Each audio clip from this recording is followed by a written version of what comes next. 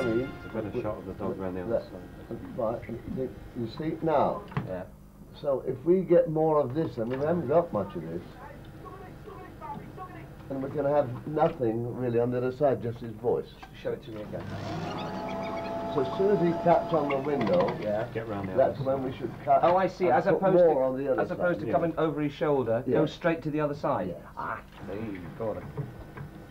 See, that's Call it because. That's it. Now when he does that, now cut to the other side. All right. Okay. And more of the other side. And she hasn't put her hands around the dog's ears yet, has she? No, No. and then we'll No. take that So on. now the dog can move like you had it. Yeah. So we can go. Does she actually? If you, well, to do the move, I think she did that on that shot. I'll have to take that out Because and it's run such a down funny to that if you picture. want me to do Go on. it. Well, no, we'll take it out here. Gentlemen, if I could interrupt you just there. Eric, how long has it taken for this film to go from the idea stage to the way it is now?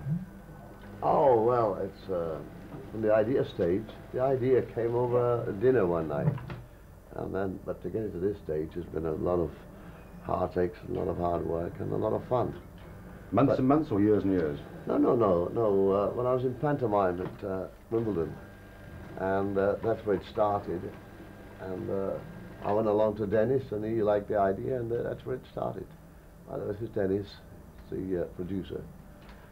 And but you see, it's done in stages. One is the acceptance. The next thing is all the work that goes into getting cameras, actors, vans and stuff and locations.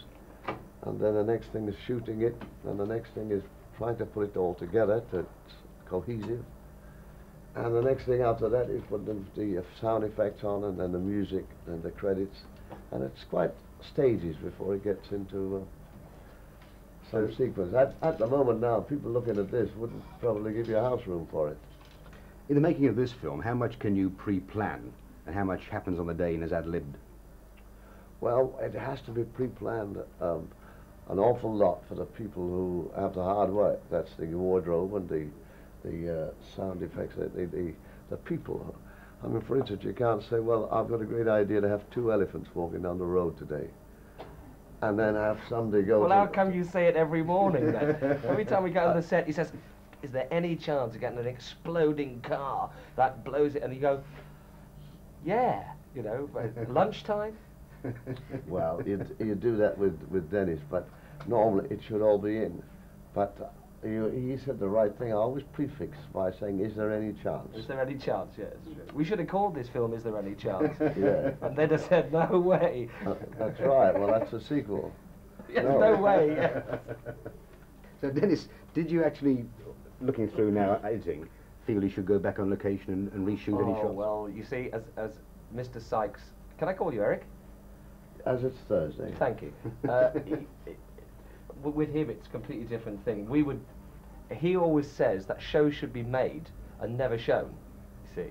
So in looking at this, and it's very funny, and it's got so many good people in it, it's going to be absolutely smashing, like The Plank was before it.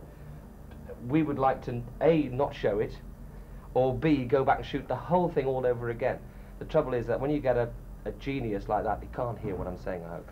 When you get a very clever man like him, you would go out and we'll say, right, let's shoot this whole sequence again. And actually, he'd come in with 50 completely different ideas, so you'd be back where you started. So with somebody like him, you may as well go out there and just do it.